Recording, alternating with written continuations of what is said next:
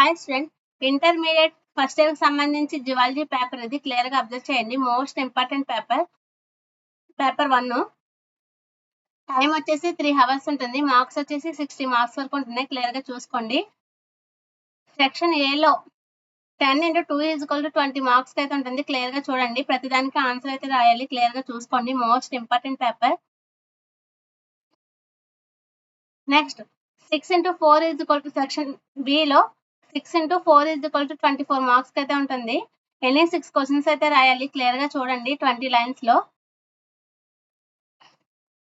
4 marks అయితే ఈజీగా score చేయొచ్చు. 20 మార్క్స్ క్లియర్ గా అబ్జర్వ్ చేయండి. Most important.